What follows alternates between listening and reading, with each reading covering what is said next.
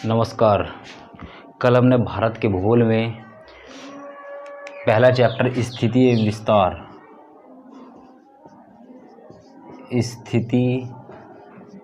एवं विस्तार के बारे में तीसरी क्लास पढ़ी थी, जिसमें भारत के पड़ोसी देश पढ़ाए गए थे। इसमें 3-4 देश पढ़ा दिए गए थे। एक पाकिस्तान पढ़ाया गया था, अफ़गानिस्तान पढ़ा दिया गया, चीन पढ़ा दिया गया।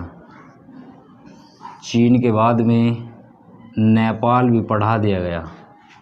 भूटान देश नहीं पढ़ाया गया, वहाँ वीडियो बंद हो गई थी कल। आज इससे आगे ही हमें पढ़ना। कल पाकिस्तान पढ़ाया गया था, इसकी सीमा बताई गई थी। पाकिस्तान के साथ में 3323 किलोमीटर की सीमा भारत की लगी हुई है।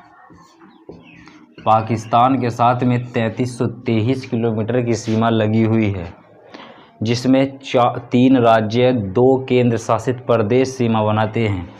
एक बताया गया था गुजरात के ऊपर राजस्थान, पंजाब, उसके ऊपर जम्मू कश्मीर, लद्दाख।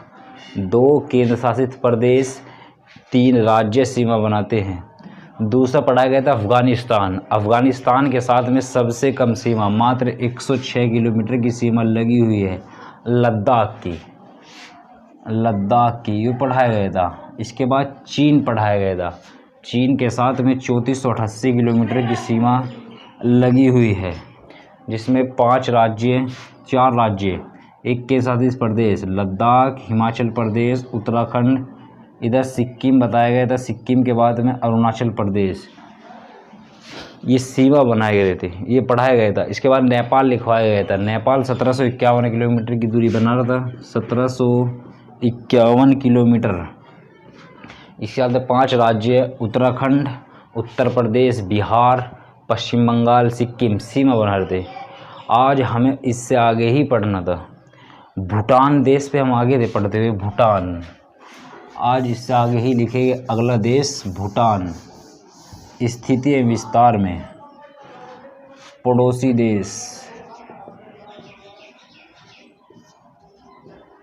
देश लिखेंगे भूटान। भूटान के साथ में लिखेंगे 699 किलोमीटर की सीमा लगी हुई है। कौन कौन से राज्य सीमा बना रहे हुए लिखेंगे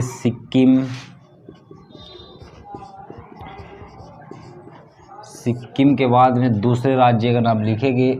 सिक्किम के ठीक इस शहर में लिखेंगे पश्चिम बंगाल। पश्चिम बंगाल के बाद में लिखेंगे असम।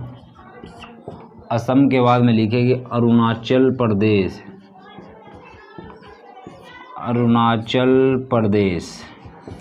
ये 4 राज्य भूटान के साथ में सीमा बनाते हैं। सिक्किम, पश्चिम बंगाल, असम, अरुणाचल प्रदेश। ठीक है। इसके बाद में अगला देश लिखेंगे म्यांमार।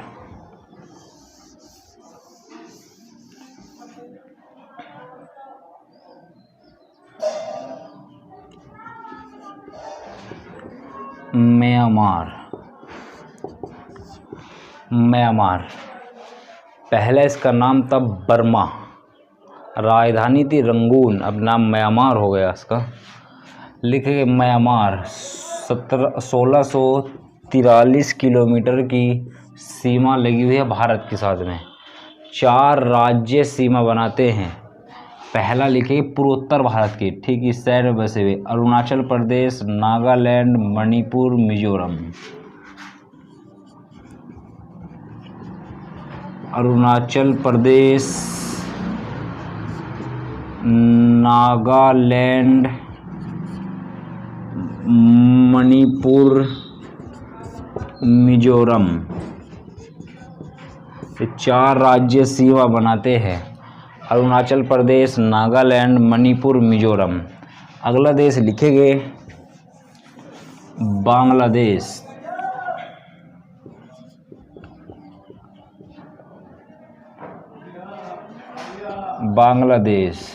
सीमा लिखेंगे 4096 किलोमीटर की। पहला पॉइंट लिख लेंगे सबसे अधिक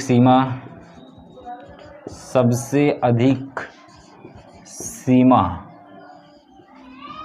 भारत इसी देश के साथ में बनाता है। सबसे अधिक सीमा भारत इसी देश के साथ में बनाता है, 4096 किलोमीटर।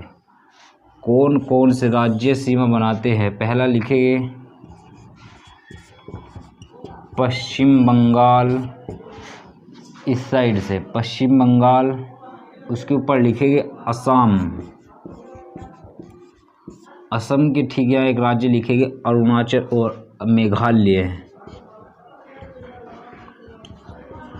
मेघालय के बाद लिखेंगे त्रिपुरा, त्रिपुरा। उसके बाद लिखेंगे मिजोरम। ये 5 राज्य बांग्लादेश के साथ में सीमा बनाते हैं। 4096 किलोमीटर की सीमा बनी हुई है। इसके नीचे ही कुछ डॉट पॉइंट लिखेंगे बांग्लादेश के नीचे ही। पहला पॉइंट लिखेंगे त्रिपुरा 3 ओर से बांग्लादेश से घिरा हुआ है।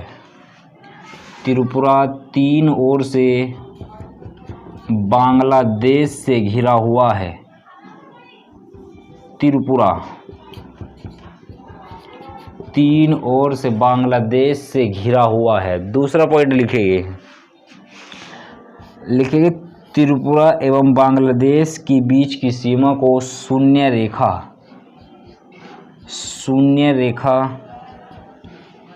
कहा जाता है।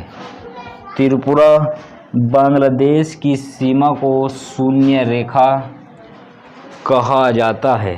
त्रिपुरा बांग्लादेश की सीमा को शून्य रेखा कहा जाता है। अगला पॉइंट लिखेंगे, इसी के नीचे लिखेंगे बांग्लादेश वाले की, लिखेंगे असम बांग्लादेश के साथ में 2 बार अंतर्राष्ट्रीय सीमा बनाता है। एक बार यहाँ ऊपर बना होगा धुबरी वाले क्षेत्र में, फिर यहाँ मेघालय पड़ेगा, इसके बाद यहाँ भी बना होगा नीचे भी।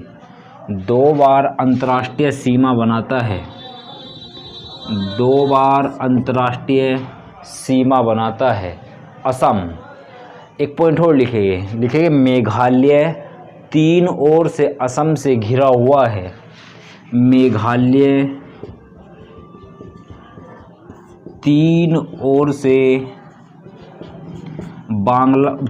से असम से घिरा हुआ है। असम से घिरा हुआ है। त्रिपुरा मेघालय 3 ओर से बांग्लादेश से घिरा हुआ है। इतना ध्यान रखिए इनके बारे में।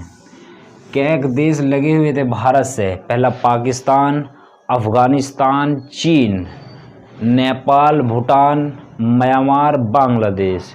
इस सीमाएं ध्यान रखियो, कौन सा राज्य सीमा बना रहा किसके साथ में, ये भी ध्यान रखियो। ये पेपर में ज़रूर आओगा, पीटी में दिया गया है इसके बारे में। भारत के पड़ोसी देश, इसके बारे में ध्यान रखियो, स्थिति की कौन से किस राज्य से लगे हुए हैं। आज इससे आगे बढ़ेंगे। इससे पहली क्लास में हमने कर्क रेखा के बारे में भी पढ़ा था। वो 8 राज्यों से होकर गुजरी थी, गुजरात, राजस्थान, मध्य प्रदेश, छत्तीसगढ़, झारखंड, पश्चिम बंगाल, त्रिपुरा, मिजोरम। झारखंड की राजधानी रांची कर्क रेखा पर स्थित थी। आज उससे आगे लिखेंगे मानक समय रेखा, भारत की मानक समय रेखा। भारत की मानक समय रेखा, भारत की मानक समय रेखा ठीक है कि 82.5 डिग्री पूर्वी देशांतर रेखा को 82.5 डिग्री पूर्वी देशांतर रेखा को भारत की मानक समय रेखा माना गया है। 82.5 डिग्री पूर्वी देशांतरीय रेखा को भारत की मानक समय रेखा माना गया है। लिखेंगे जो लंदन के ग्रीनविच से जो 0 डिग्री देशांतर रेखा है, जहाँ से विश्व का मानक समय रेखा मापा गया, लंदन के ग्रीनविच से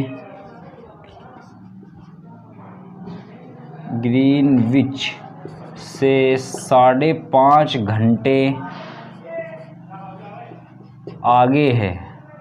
लंदन के ग्रीनविच से 5.5 घंटे आगे है। अब एक क्वेश्चन ये है कि 82.5 डिग्री ही क्यों माना गया भारत की मानक समय रेखा। हमने देशांतरी रेखा पढ़ी थी, पूर्वी देशांतरीय 68 डिग्री 7 मिनट से 97 डिग्री 25 मिनट तक था। वो 97 डिग्री 25 मिनट तक था भारत का देशांतरीय विस्तार। इनके बीच का जो मतलब दोनों का औसत काटेगा जब बीच का हिस्सा, तो वो यही बैठेगा कहीं बीच का हिस्सा, इसी को माना गया 82.5 डिग्री माना गया, यही बैठते 82.5 लगभग बैठे, पूरा एग्जिट नहीं बैठता 82.5 डिग्री पूर्वी देशांतरीय भारत के बीच से गया, ताकि समय का संतुलन बना रहे। ये ध्यान रखियो, इसीलिए इसे माना गया 82.5 डिग्री पूर्वी देशांतर को ही। एक बात ध्यान रखिए, पृथ्वी 24 घंटे में 360 डिग्री के कोण पे घूम जाती है।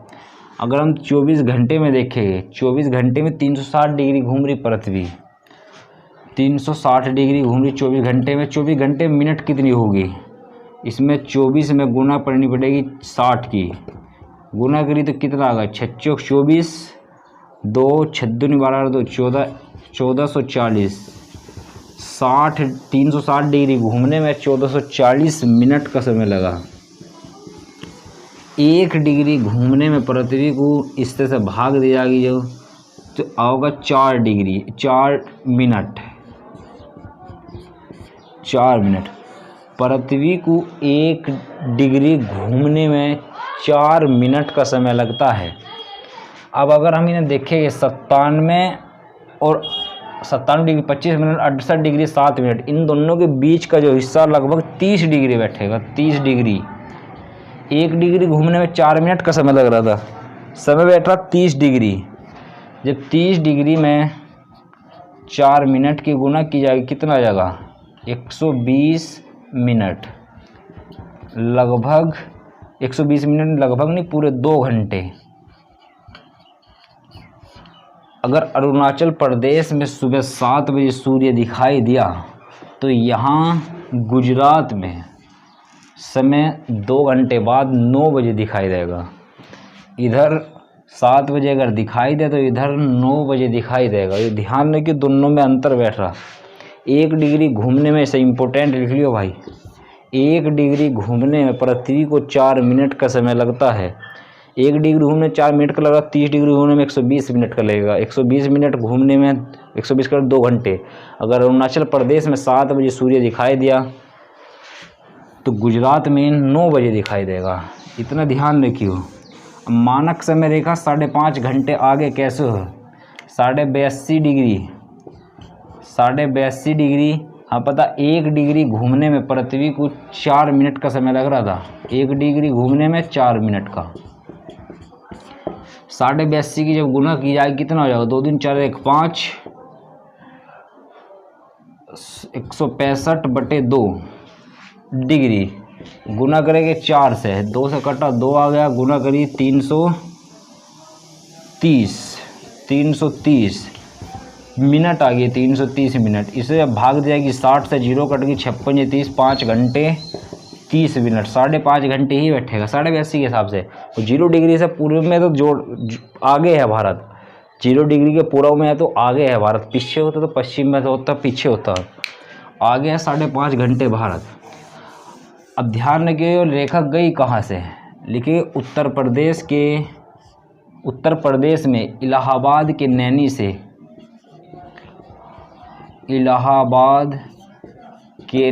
से,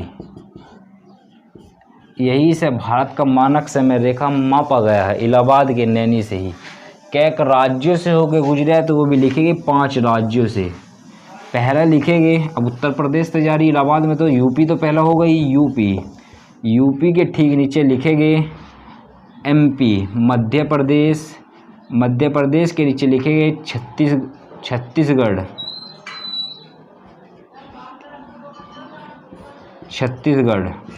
छत्तीसगढ़ के बाद में लिखेंगे उड़ीसा के बाद में लिखेंगे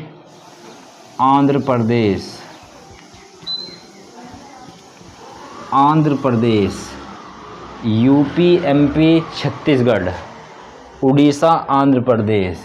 यहाँ मिलेगा यूपी, यहाँ मिलेगा एमपी, छत्तीसगढ़, ये हिस्सा मिलेगा उड़ीसा, यहाँ मिलेगा आंध्र प्रदेश। इन्हीं 5 राज्यों से होकर गुजरी हुई है भारत की मानक समय रेखा 82 डिग्री पूर्वी देशांतरीय रेखा। इतना इसके बारे में ध्यान रखियो। इससे ज़्यादा मानक समय रेखा के बारे में नहीं पूछा जाने का। आगे लिखिए अगली हेडिंग, लिखिए भारत के तटवर्तीय राज्य है।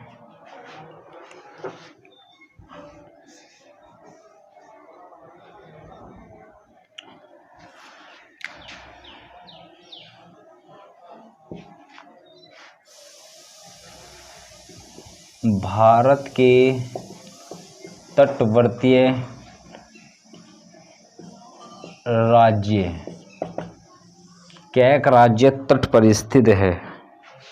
कैक राज्य स्थित है तो गिनेंगे, पूर्वी तट, पश्चिमी तट। पहली हेडिंग लिखेंगे, पहले पश्चिम पूर्वी तट के लिखेंगे। पहले लिखेंगे पूर्वी तट पर स्थित राज्य, पूर्वी तट पर स्थित राज्य। पढ़ाए गए राज्य कोई दिक्कत नहीं। पहला पश्चिम बंगाल, पश्चिम बंगाल के ठीक नीचे है उड़ीसा, उड़ीसा के नीचे लिखेंगे आंध्र प्रदेश, आंध्र प्रदेश के नीचे लिखेंगे तमिलनाडु, तमिलनाडु। 4 राज्य पूर्वी तट पे है। अब लिखेंगे पश्चिमी तट पे स्थित राज्य, पश्चिमी तट पर स्थित राज्य। पहला लिखेंगे गुजरात,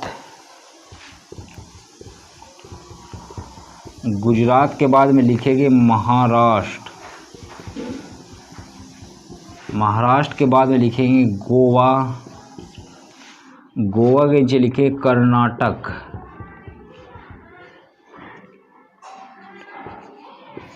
कर्नाटक के बाद में लिखेंगे केरल, केरल के बाद में लिखेंगे तमिलनाडु। अब कहेंगे तमिलनाडु पूर्व पे पश्चिम पे है, दोनों जगह है भाइयों। केरल जो है वो यहाँ ऐसे स्थित है, तमिलनाडु की सीमा, ये रेखा बीच में से जो काटेगी वो इस साइड में भी तमिलनाडु दिखाई देगा। राज्य इस साइड में कितने हो गए, 1 2 3 4 5 6 पश्चिमी तट पे है, 4 पूर्वी तट पे है। टोटल राज्य तट पे स्थित है 9, क्योंकि तमिलनाडु दोनों हिस्से में आया तो गिनती तो एक ही होगी, राज्य तो एक ही है। 9 राज्य तट पे स्थित है, जिसमें से 6 में तमिलनाडु दोनों तरफा होगा, पूर्वी तट में भी है, पश्चिमी तट पे भी है। इतना इसके बारे में ध्यान रखियो। इसके नीचे कुछ नोट पॉइंट लिखेंगे, तट पे स्थित राज्यों के नीचे ही कुछ नोट पॉइंट लिखेंगे। पहला लिखेंगे पॉइंट, लिखेंगे सबसे लंबी तटीय सीमा गुजरात की है, सबसे लंबी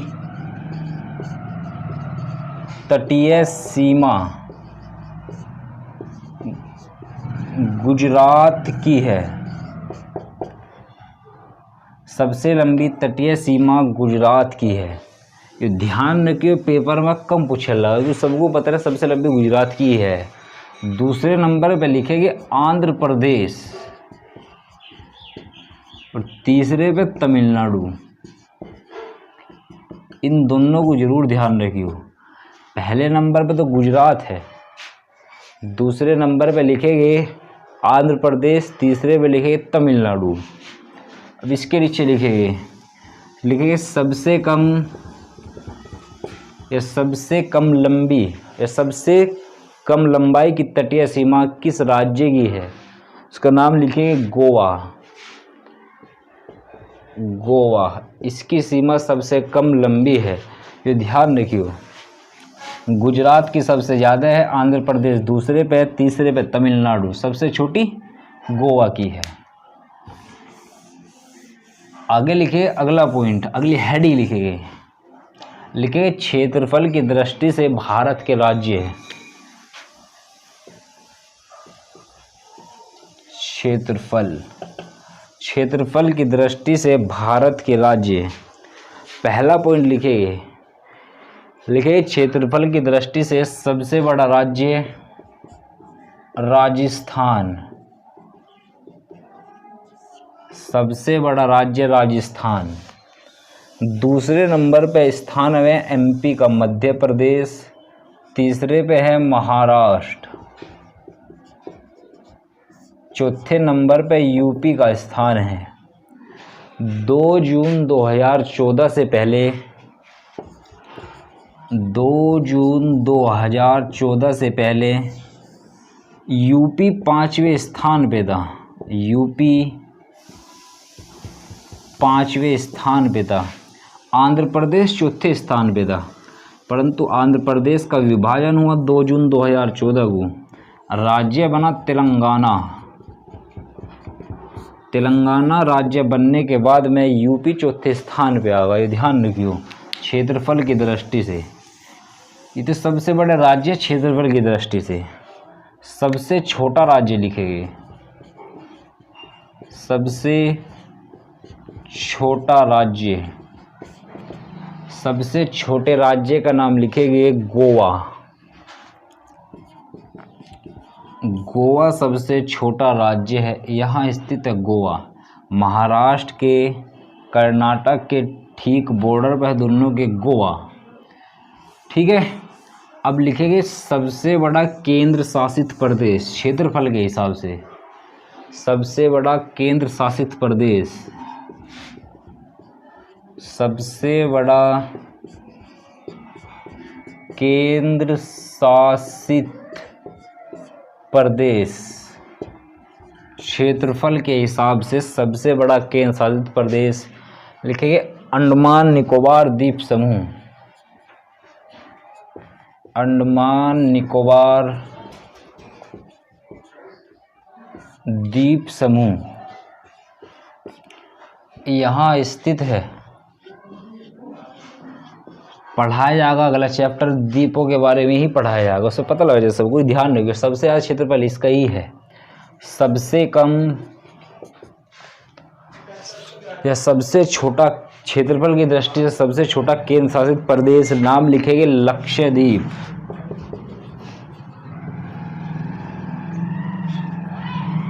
लक्षद्वीप सबसे छोटा केंद्र शासित प्रदेश लक्षद्वीप, इस साइड में मिलेगा यहाँ लक्षद्वीप। परवल द्वीप है वो, जो 2 सेंटीमीटर के सूक्ष्म जीवों से बना हुआ है, कैल्शियम कार्बोनेट के। खोलो पढ़ाया जाएगा इसके बारे में। आगे लिखेंगे भाई, लिखेंगे जनसंख्या की दृष्टि से भारत के राज्य, हेडिंग लिखेंगे जनसंख्या की दृष्टि से भारत के राज्य। इसमें लिखेंगे पहला पॉइंट जनसंख्या, जनसंख्या की दृष्टि से भारत के राज्य। पहला पॉइंट लिखेंगे सबसे अधिक जनसंख्या वाला राज्य यूपी, उत्तर प्रदेश।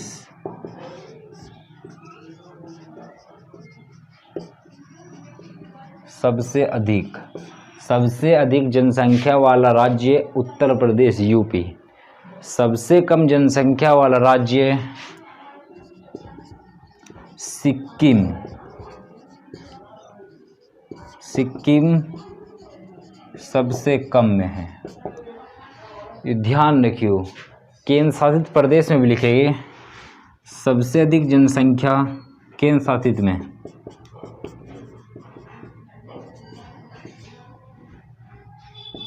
केंद्र शासित प्रदेश में सबसे अधिक 2 करोड़ वोटर है, 2 करोड़ दिल्ली। सबसे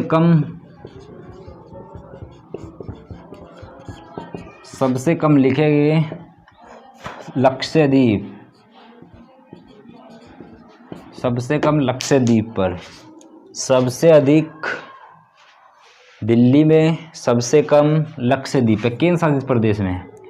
अब लिखे जनसंख्या घनत्व की दृष्टि से, जनसंख्या घनत्व की दृष्टि से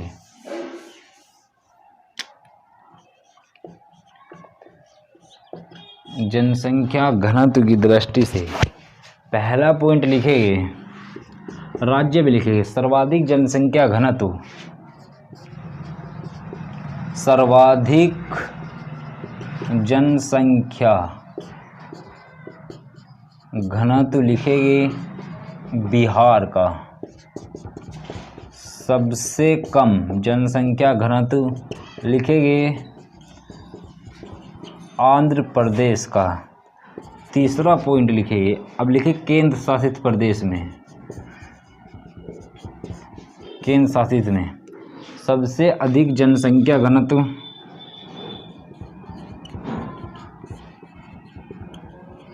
सबसे अधिक जनसंख्या घनत्व लिखेंगे दिल्ली का।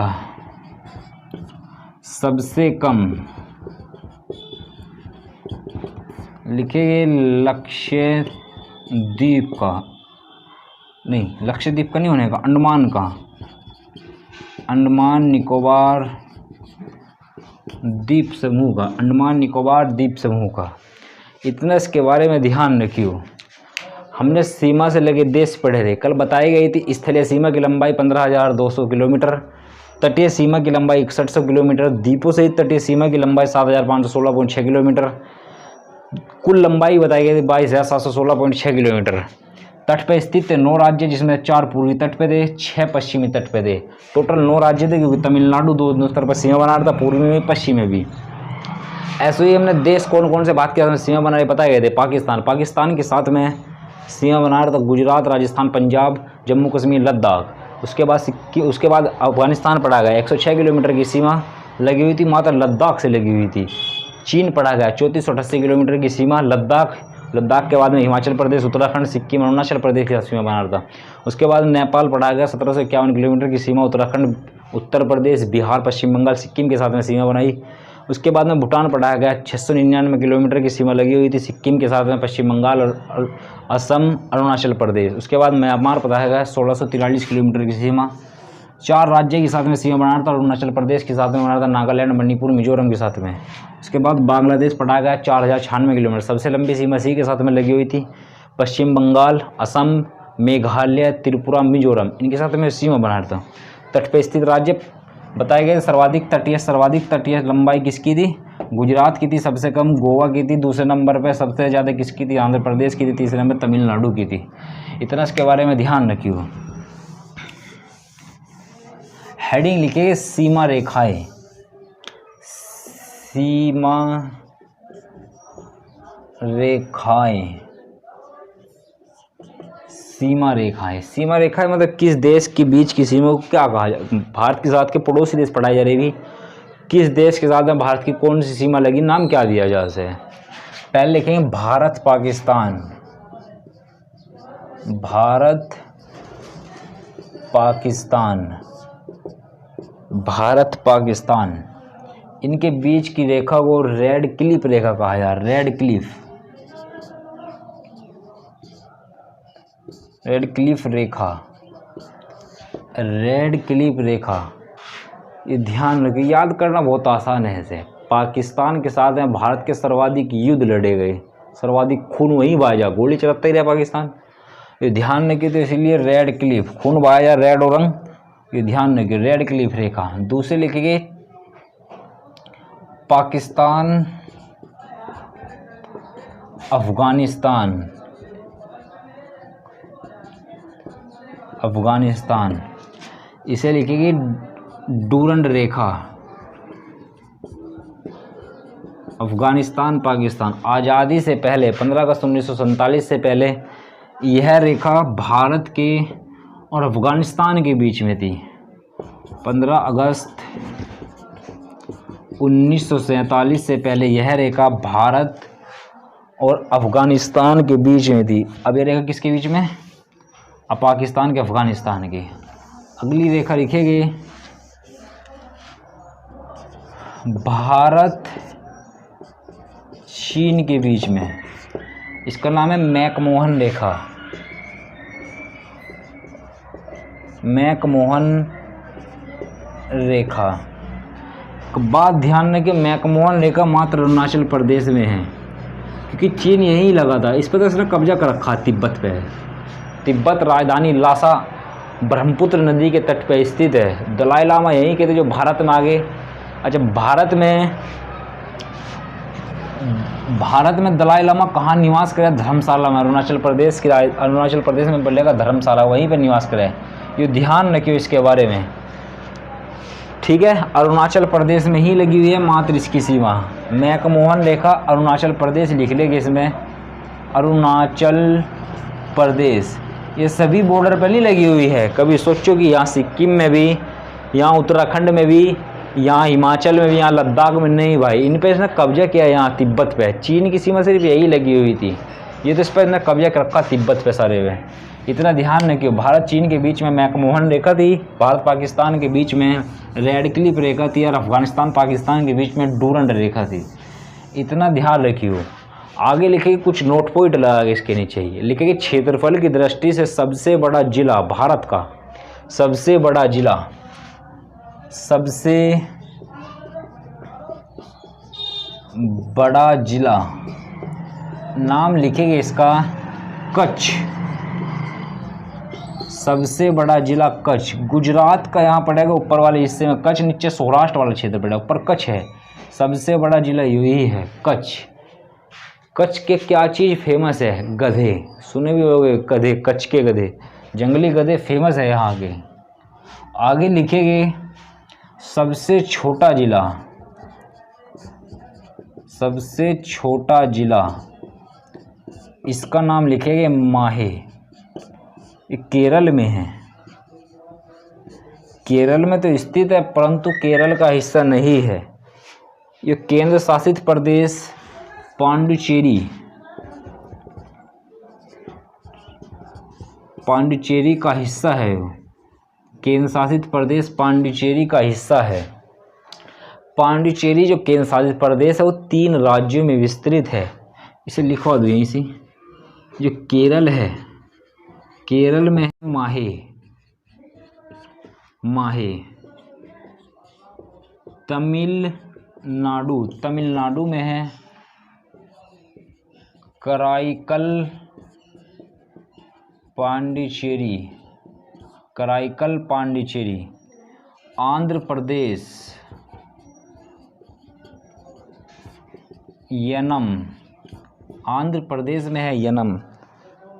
केंद्र शासित प्रदेश एक है, इन्हीं के सभी के हिस्से को ये इधर दिखाई दे रहे, इसे कहा जा पांडिचेरी केंद्र शासित प्रदेश, पांडिचेरी केंद्र शासित प्रदेश। जो कोई बता सके यहाँ की उपराज्यपाल कौन है? यहाँ की उपराज्यपाल कौन है? जो यहाँ की उपराज्यपाल है वो भारत की प्रथम महिला IPS अधिकारी थी, आनंद। यहाँ की जो कमेंट में बताना हो, यहाँ की जो राज्यपाल है वो भारत की प्रथम IPS अधिकारी थी। इसे कमेंट में लिख के बताना, आंसर को जरूर बता दूंगा तो फिर पता ही रहेगा सबको। केरल, तमिलनाडु, आंध्र प्रदेश 3 राज्यों में है। केरल में है माहे, कराईकल पांडिचेरी, यनम, यनम आंध्र प्रदेश में है। सभी के हिस्से को क्या कहा जा? पांडिचेरी कहा जा। इतना इसके बारे में ध्यान रखियो, ठीक है। ये स्थिति एवं विस्तार का चैप्टर पूरा हो गया हो। अब कल से आगे अगला चैप्टर पढ़ाया जाएगा, इसे याद जरूर करना। आज के लिए इतना ही, ओके, धन्यवाद।